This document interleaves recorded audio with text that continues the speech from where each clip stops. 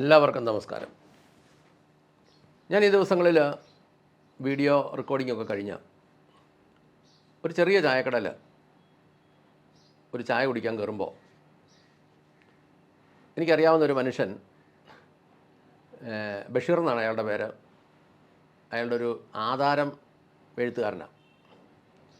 ഞാൻ കയറി ചെല്ലുമ്പോൾ അയാളിങ്ങനെ വളരെ വിഷണ്ണനായി, ആകെ മൂഡ് ഓഫായി അവിടെ ഇരുന്ന് ഒരു കട്ടൻ ചായ കുടിക്കുന്നുണ്ട്, കുനിഞ്ഞിരുന്നിങ്ങനെ. അപ്പോൾ ഞാൻ ഒന്ന് രണ്ട് പ്രാവശ്യം ഇങ്ങനെ മേശ തട്ടിയിട്ടൊന്നും പുള്ളി നോക്കി പോലുമില്ല. പുള്ളി അതുപോലെ മൂഡ് ഓഫായിട്ടായിരിക്കുന്നത്. അവസാനം ഞാൻ വിളിച്ചു, ബഷീറേ. അന്നേരം പുള്ളി നോക്കി, എന്നാ ഉണ്ടെന്ന് ചോദിച്ചു വിശേഷം. ഞാൻ പറഞ്ഞു, ഒരു വീഡിയോ റെക്കോർഡിംഗ് ഉണ്ടായിരുന്നു, അതിന് പോയിട്ട് ഞാൻ വന്നതാണ് എന്ന് പറഞ്ഞപ്പോൾ ഞാൻ ചോദിച്ചു, എന്നാ പറ്റി ഇത്ര മൂഡ് ഓഫായിട്ടിരിക്കുന്നത്?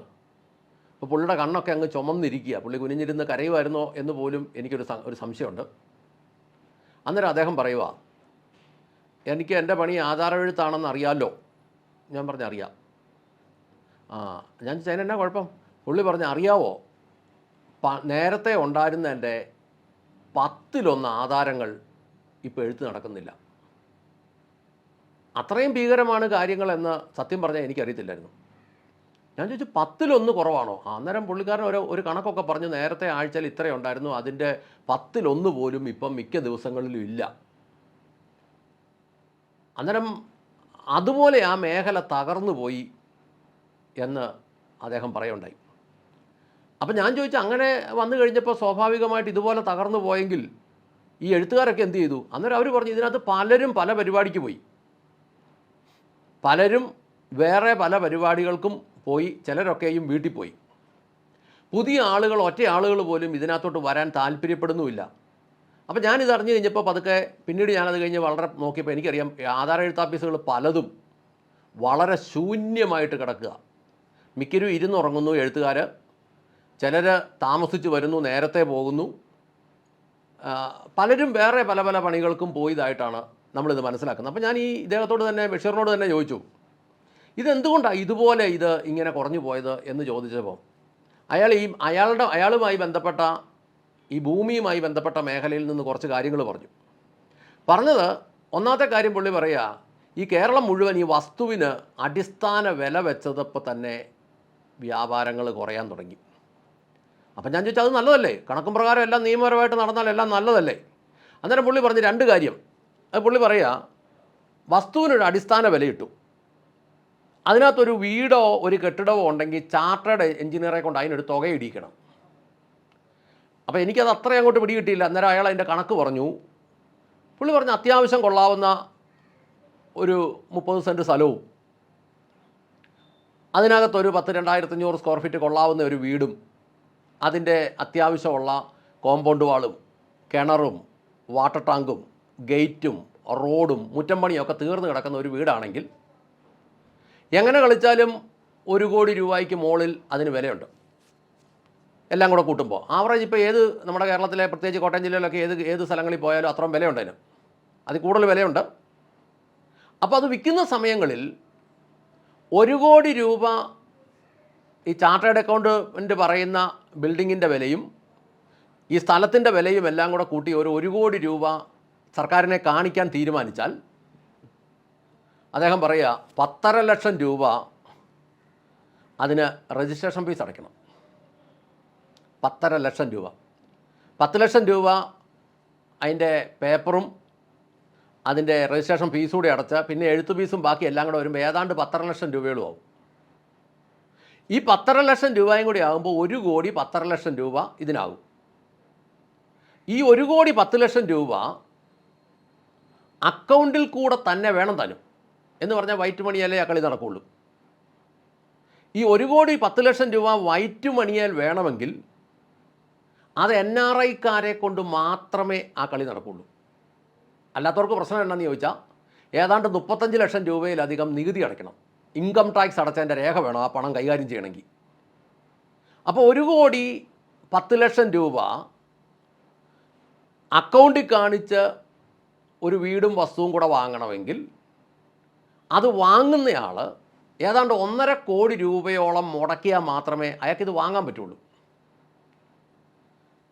ഈ 35 ലക്ഷം രൂപയൊന്നും വർഷം അല്ലെങ്കിൽ കാലങ്ങൾ കൊണ്ട് ഇൻകം ടാക്സ് അടച്ച് നിർത്തുന്ന ആളുകളൊന്നും വളരെ അപൂർവമായതുകൊണ്ട്, അല്ലെങ്കിൽ അങ്ങനെയുള്ളവർ ഈ വ്യാപാരത്തിനകത്തൊന്നും ഇല്ലാത്തത് കൊണ്ട് വ്യാപാരങ്ങൾ വളരെ അങ്ങ് കുറഞ്ഞു. അപ്പോൾ ഞാൻ ചോദിച്ചു, NRIക്കാർ വാങ്ങുന്നില്ലേ? അവർ പറഞ്ഞു അവരെന്നാ വെച്ചാൽ NRIക്കാർ നോക്കുമ്പോൾ ഇവിടെ ഈ മുടക്കുന്ന പൈസയുടെ ഒരു പലിശ പോലും ഇവിടെ എന്നാ മുടക്കിയാലും അതിൽ നിന്ന് കിട്ടുന്നില്ല. അവർ മുടക്കുന്ന പണം, ഇപ്പോൾ ഒരു കൃഷിസ്ഥലം മേടിച്ചാൽ അതിനകത്തുനിന്ന് കിട്ടുന്ന വരുമാനത്തിന്, ഈ ദിവസങ്ങളിൽ ഞാനൊരു കണക്ക് കൃത്യമായിട്ട് കണ്ടു. 1 ഏക്കർ തെങ്ങും തോട്ടം മേടിച്ചാൽ കൃത്യമായിട്ട് അതിൻ്റെ കണക്കുകൾ നോക്കിയാൽ 2900 രൂപയെ ഒരു മാസം ബാലൻസ് ലഭിക്കുകയുള്ളൂ. റബ്ബറാണെങ്കിൽ 2700 താഴെ രൂപയെ 1 ഏക്കറിൽ നിന്ന് ഒരു മാസം ബാലൻസ് കിട്ടുള്ളൂ.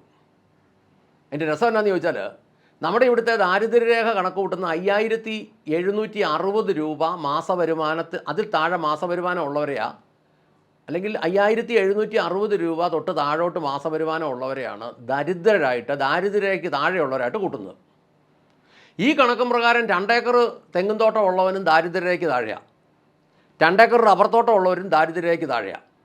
അങ്ങനെ ദാരിദ്ര്യരേഖയ്ക്ക് താഴെ കിടക്കുന്ന ഈ കൃഷിക്കാരെ സംബന്ധിച്ച്, അല്ലെങ്കിൽ ഇവിടുത്തെ സാധാരണക്കാരെ സംബന്ധിച്ച് എങ്ങനെ 35 ലക്ഷം രൂപ 40 ലക്ഷം രൂപ അടച്ച് ഇൻകം ടാക്സ് അടച്ച് 1,10 ലക്ഷം 11 ലക്ഷം രൂപ റെഡിയാക്കി കൊണ്ടുവന്ന് ഈ കാര്യം നടക്കാൻ പറ്റും? അപ്പോൾ സ്വാഭാവികമായിട്ട് അത് സ്ഥലത്തിൻ്റെ ആധാരങ്ങളെ ഭയങ്കരമായിട്ട് ബാധിച്ചു. NRIക്കാരൻ പറയുന്നത് അവനിപ്പോൾ ഈ 1 കോടി ഇത്രയും പൈസ മുടക്കി കഴിഞ്ഞാൽ അതിൻ്റെ ബാങ്ക് പലിശ പോലും അവൻ ഈ പറമ്പിൽ നിന്ന് കിട്ടുകയില്ല, ഒരു കൃഷിയൊന്നും കിട്ടുകയില്ല. അതിനും പല പല കാരണങ്ങളുണ്ട്. കറണ്ട് കാശ് കണ്ടമാനം കയറിപ്പോയി, വളത്തിൻ്റെ വില കണ്ടമാനം കയറിപ്പോയി, സബ്സിഡികളില്ലെന്നായിപ്പോയി, പണിക്കൂലി കൂടിപ്പോയി. ഇതെല്ലാം കഴിഞ്ഞ് കഴിയുമ്പോൾ അവനിതിനകത്തൊന്നും ബാലൻസ് ഇല്ല. അതുകൊണ്ട് NRIക്കാരൻ പണം മുടക്കുന്നില്ല. ഇനി എന്നതിലും ഒന്നും മേടിച്ചിട്ട് രക്ഷയില്ല, ഇത് വിറ്റിട്ട് പോകാമെന്ന് വെച്ചാൽ മുടക്കുന്ന പൈസയുടെ ഒരു പകുതി പൈസ പോലും വിറ്റാൽ കിട്ടത്തുമില്ല. അതുകൊണ്ട് ഇപ്പോൾ ആളുകൾ ചെയ്യുന്ന, NRIക്കാർ പറയുന്ന, അവർക്ക് കൂടി ഒരു കോളും വേണ്ട, അവരൊന്നും ചെയ്യുന്നുമില്ല, അവർ പതുക്കെ പുറകോട്ട് മാറി. ഇവിടെ എന്തെങ്കിലും ഉണ്ടെങ്കിൽ കിട്ടുന്ന വിലയ്ക്ക് അത് വിറ്റൊഴിവാക്കി അവർ പോകുന്നത് കൊണ്ട് അതിൻ്റെ പേരിൽ പോലും ആധാരങ്ങൾ നടക്കുന്നില്ല. അപ്പോൾ നമ്മൾ ചോദിക്കും, ഇപ്പോൾ ഈ എന്നെയാളും കേൾക്കുന്നവർ ചോദിക്കും, അതിനിവിടെ ആരായി 1 കോടി രൂപയുടെ വീട് മേടിക്കുന്നത്? വേണ്ട, നേർ പകുതിയിലോട്ട് വാ. 10 സെൻറ്റ് സ്ഥലവും 1200 സ്ക്വയർ ഫീറ്റുള്ള വീട്ടിലോട്ടും വാ. അങ്ങനെ ഒരു വീട് വന്നാലും അതിന് 50 ലക്ഷം രൂപ ആധാരത്തെ കാണിക്കേണ്ടി വന്നാൽ 75 ലക്ഷം രൂപയോളം വേണ്ടി വരും. കാരണം അതിനും ഇൻകം ടാക്സ് അടയ്ക്കണം. ഈ സ്ഥലം മേടിക്കാൻ പണം എവിടെ നിന്ന് വന്നു? പിന്നെ ഇതിന് വീട് വെക്കുമ്പോൾ വീടിന് സർക്കാർ ഇടുന്ന ഒരു തുകയുണ്ട്. ആ തുക പ്രകാരം പഞ്ചായത്തിൻ്റെ പദ്ധതി പ്രകാരമുള്ള വീടിന് പോലും ഇപ്പോൾ പഞ്ചായത്ത് ഇടുന്നൊരു എസ്റ്റിമേറ്റ് ഉണ്ട്. ആ എസ്റ്റിമേറ്റ് വെച്ച് കഴിയുമ്പോൾ തീർത്ത് തുറന്ന തുകയൊന്നും കൊണ്ട് ആധാരത്തെ വെക്കാൻ പറ്റിയല്ല.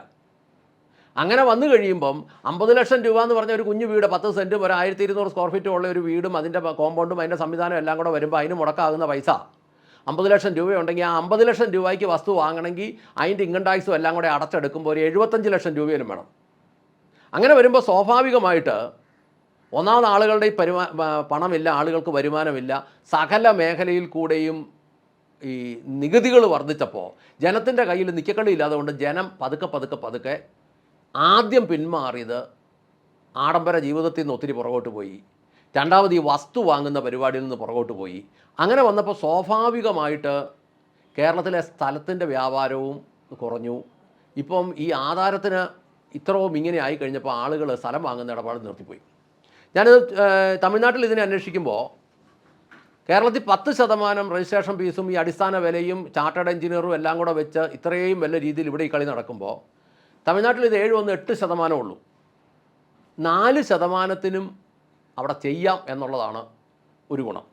കർണാടകത്തിലാണെങ്കിൽ 20 ലക്ഷം രൂപയ്ക്ക് താഴെ 3% ഉള്ളൂ. 20 ലക്ഷം രൂപ തൊട്ട് താഴോട്ടുള്ളതിന് 3% ഉള്ളൂ രജിസ്ട്രേഷൻ ഫീസ്. 45 ലക്ഷം വരെ 4%, 45 ലക്ഷത്തിന് മുകളിൽ 6%. അതുകൊണ്ട് എന്ത് വേണ്ടി റിയൽ എസ്റ്റേറ്റിന് ഒരു വളർച്ച അവിടെയുണ്ട്. ഇനി കേരളത്തിലാണെങ്കിൽ ഈ മറിച്ചു വിറ്റാൽ മേടിക്കാൻ ആളില്ലാത്തത് കൊണ്ട് ഇപ്പോൾ ഇതൊരു ബിസിനസ്സായിട്ട് കൊണ്ടു നടക്കാൻ ആരും തയ്യാറുമല്ല. ഈ മേഖലയിൽ ബിസിനസ്സായിട്ടുണ്ടായിരുന്ന ആളുകളെല്ലാം തന്നെ പുറകോട്ട് പോയി.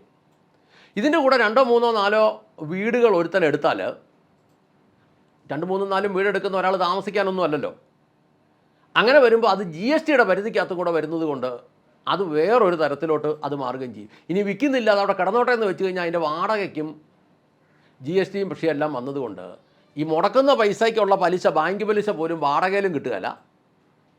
പിന്നെ ഇത് കൊണ്ടു നടക്കാമെന്ന് വെച്ച് കഴിഞ്ഞാൽ ഇത് വിൽക്കാനും പറ്റുകയില്ല. ഇപ്പോൾ ഏറ്റവും അവസാനം ഞാൻ പല വലിയ സ്ഥലക്കച്ചവടക്കാരും ഡീലർമാരോടും ഒക്കെ ചോദിക്കുമ്പോൾ അവർ പറയുന്നത് കയ്യിലിരുന്ന പണമെല്ലാം അവിടെ വസ്തുവായി മാറി. വസ്തു ഇപ്പോൾ ഒരു മനുഷ്യനും വേണ്ട, വിൽക്കാമെന്ന് വെച്ചാൽ വേണ്ട, മേടിച്ച വിലയുടെ പകുതി വിലയ്ക്ക് കൊടുക്കാമെന്ന് പറഞ്ഞാൽ പോലും വേണ്ട. ചേഞ്ചുകളൊക്കെ ഒരു വർഷമായിട്ട് നടക്കും. ഇപ്പോൾ ചേഞ്ചുകളും ഇല്ല. ഒരു രക്ഷയില്ലാത്ത സാഹചര്യം വന്നപ്പോൾ ഏറ്റവും കൂടുതൽ ഇത് ബാധിച്ചത് സർക്കാരിൻ്റെ ഈ രജിസ്ട്രേഷൻ ഡിപ്പാർട്ട്മെൻറ്റിൽ കൂടെയുള്ള വരുമാനത്തെയാണ്. എന്നിട്ട് ഈ ബഷീർ പറയുക, അതുകൊണ്ട് എന്ത് വേണ്ടി, വേറെ പണിയൊന്നും അറിയത്തില്ല. അദ്ദേഹം പറയാം 54 വയസ്സെങ്ങാണ്ടുണ്ട് അങ്ങനെ പറഞ്ഞ് വേറെ പണിയൊന്നും അറിയത്തില്ല, ഇനി വേറൊരു പരിപാടിക്ക് പോകാനും മേല, ഇത് ഇട്ടിട്ട് പോകാനും മേല, ഇത് നോക്കി ഇരുന്നിട്ടും കാര്യമില്ല. രജിസ്ട്രാർ ഓഫീസുകളിലും തിരക്ക് 10-1 കുറഞ്ഞു.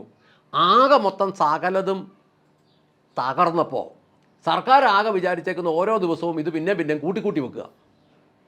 കൂട്ടിക്കൂട്ടി വെക്കും തോറും ഇടപാടുകൾ ഇല്ലെന്നാകും തോറും പിന്നെയും കൂട്ടിക്കൂട്ടി വെക്കുക എന്ന് പറഞ്ഞാൽ നമ്മൾ ശരിക്കും പറഞ്ഞാൽ ആധാരം എഴുത്ത് മേഖല